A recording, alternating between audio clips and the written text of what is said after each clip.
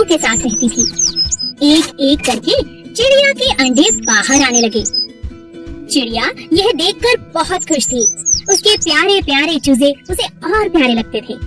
चिड़िया रोज सुबह उनके लिए खाना लेने जाती और शाम को बड़े प्यार से वह खाना उन्हें खिलाती। धीरे धीरे चिड़िया के बच्चे बड़े होने लगे और वह अपने लिए खाना भी ढूंढने लगे। कई दिन बीत जाने के बाद भी एक अंडे में से चूजा अभी तक बाहर नहीं निकला था। चिड़िया को इस बात से बहुत चिंता होने लगी और वह कोयल के पास मदद के लिए गई। बहन कोयल, बहुत दिनों से मेरे अंडे बाहर आ चुके हैं, लेकिन उनमें से एक अंडे में से चूजा बाहर नहीं आया। मैं क्या करूं?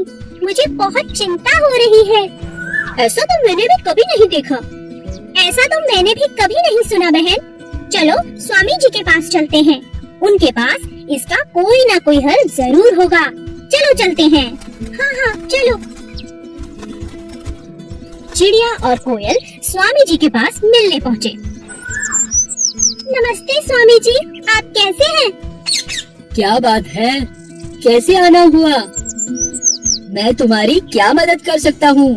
चिड़िया सारी बात स्वामी जी को बताती है। अच्छा, तो ये बात है। चलो मैं चल कर देखता हूँ। चिड़िया, कोयल और स्वामी जी घोंसले के पास पहुँचते हैं। अरे ये क्या? ये कोई अंडा नहीं है। तुम्हें अपने अंडे को पहचानने में जरूर कोई भूल हुई है। मुझे लगता है यह एक खिलौना है। मैंने कई बार गांव के बच्चों को इससे खेलते हुए देखा है। मेरा भरोसा करो और इसे एक बार नीचे फेंक कर देखो। नहीं नहीं स्वामी जी, इस तरह तो मेरा अंडा टूट जाएगा। नहीं नहीं चिड़िया रानी, मेरा भरोसा रखो, ये एक खिलौना ही है। चिड़िया ने दिल पर पत्थर रखकर स्वामी जी की बात को मान लिया। स्वामी ने अंडे को लिया और जमीन पर जोर से फेंका। अंडा फूटा नहीं, बल्कि वह टप्पा खाने लगा जैसे कोई गेंद हो। सच में वो एक खिलौना, एक गेम ही थी। यह देखकर सभी हंसने लगे। भेड़े और सियार। एक दिन एक सियार जंगल से गुजर रहा था। उसने दो भेड़ों को जोर जोर से बातें करते हुए सुना। अरे भाई, क्या बात है? शायद इनके बीच झगड़ा होने वाला है। चलो देखता हूँ। सियार एक पेड़ के पीछे छिप गया और भेड़ों को लड़ते हुए देखने लगा। मुझसे पंगा मत लो, मैं बहुत शक्तिशाली हूँ, समझी? मैं तुमसे नहीं डरती, जाओ यहाँ से। यह मेरा इलाका है, तो चलो इसका आज फैसला हो जाए। ठीक है, मैं किसी से नहीं डरती। आ जाओ मैदान में। वाह, यह दोनों तो बहुत तगड़ी हैं। इनका झगड़ा देखने में मजा आएगा।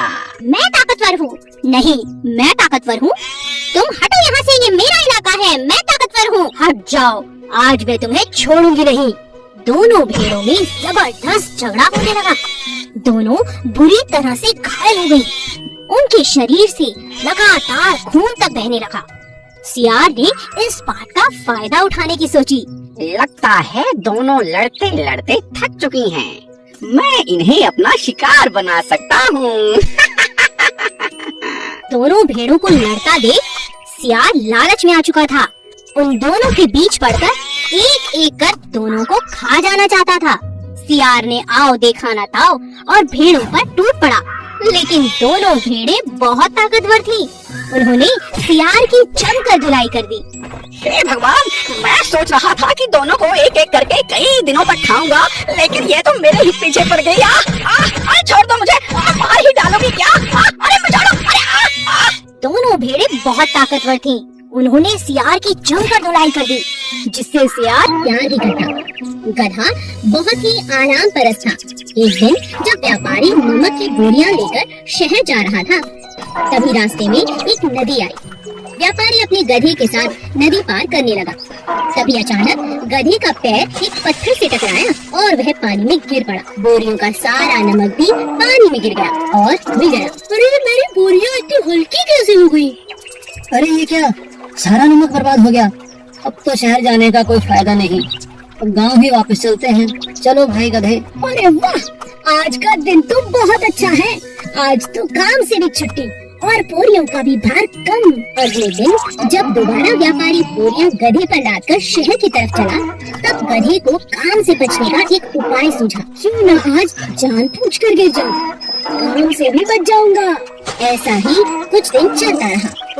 अब व्यापारी को भी गधे पर शक होने लगा, क्योंकि उसकी बहुत सी बोरियां पानी में घुलकर बर्बाद हो चुकी थी। व्यापारी का बहुत ज्यादा नुकसान हो चुका था। तभी व्यापारी ने एक तरकीब निकाली।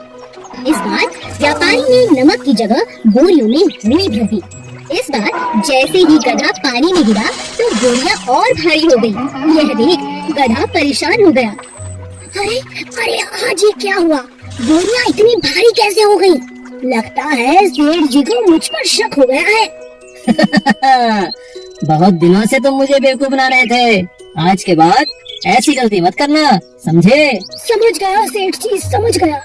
तोते के अंडे। एक समय की बात है, तोते का एक बड़ा सा झुंड पीपल के पेड़ पर रहता था। मगर वे सब तोते बहुत उदास रहते थे, क्योंकि पास के गांव का एक शिकारी अक्सर आकर उनके छोटे छोटे अंडों को चुराकर ले जाता था। शहर में जाकर उन्हीं अंडों से जब बच्चे निकलते, उन्हें वो बेच देता। एक दिन एक तोते ने कहा, मेरा इस पेड़ पर रहने का दिल नहीं करता है। वह शिकारी जब चाहे आकर हमारे अंडों को चुराकर ले जाता है।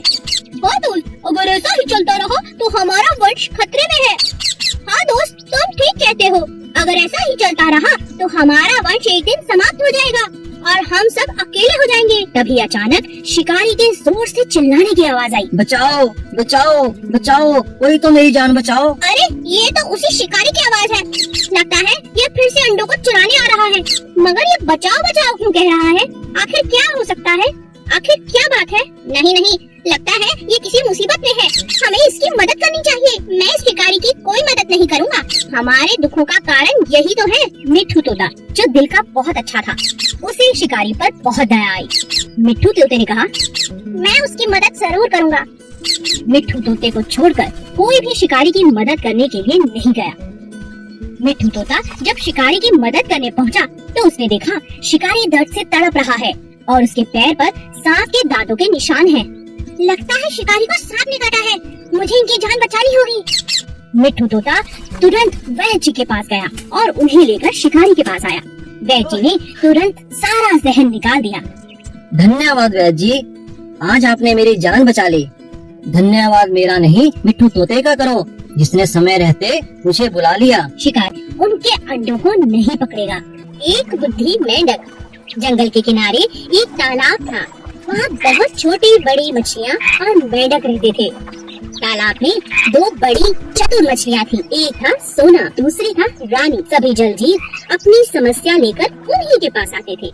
एक दिन जंगल किनारे तालाब में मछलियाँ पकड़ने के इरादे से कुछ मछुआरे आए। एक ने कहा, अरे देखो, यहाँ इस तालाब में तो मछलियाँ ही मछलियाँ हैं। चलो इन्हें पकड़े। तुम ठीक कहते हो, यहाँ बहुत मछलियाँ हैं, लेकिन इन्हें पकड़ने के लिए हमें एक बड़े जाल की जरूरत है। पहले हम अपना बड़ा जाल ले आते हैं, जिससे सभी मछलियाँ एक ही बार में हमारे जाल में फंस जाएंगी। हाँ हाँ, तुम ठीक कहते हो, चलो जाल लेकर आते हैं। उनकी बातें वहीं बैठे तालाब के मेंढक ने अच्छी तरह से सुन ली थी। वह नहीं चाहता था कि सभी मछलियों को ये मछुआरे मार दें, इसीलिए वह ये खबर लेकर सोना और रानी मछली को बताने के लिए गया। मछली मछली सुनो, मैं अभी देख कर आ रहा हूँ। मछुआरे आकर तुम्हें अभी पकड़ लेंगे। कुछ ही देर में वो आते ही होंगे अपना बड़ा जाल लेकर। तुम बहुत डरपोक हो। डरने की कोई जरूरत नहीं। इस तालाब में कोई नहीं आएगा। तुम हमें और बाकी मासूम मछलियों को डरा नहीं सकते। समझे मेंढक, मेरे होते हुए तालाब की किसी मछली को कुछ नहीं होगा। रानी मछली ने कहा, मुझे लगता है तुमने कुछ गलत सुना होगा। हम तो हमेशा सतर्क रहते हैं। हमारे रहते किसी मछली को कोई नुकसान नहीं हो सकता। तुम यहाँ से जा सकते हो। दोनों मछलियों की बात सुनकर मेंढक कहता है, मैं मानता हूँ आप दोनों बहुत बुद्धिमान हैं, मगर मैं भी एक छोटी सी बुद्धि का स्वामी हूँ और मुझे अपने कानों पर भी पूरा भरोसा है। मैं अभी अपने परिवार के साथ यह तालाब छोड़कर जा रहा हूँ। मेंढक अपने परिवार को लेकर तालाब से बाहर निकल जाता है। मेंढक तालाब से बाहर निकल ही रहा था कि वहाँ अचानक मछुआरे वापस आ पहुँचे और उन्होंने अपना बड़ा सा जाल तालाब में डाल दिया। सभी मछलियों को सोना और रानी मछली के घमंड के कारण अपनी जान देनी पड़ी। और समझदारी के कारण मेंढक और उसका परिवार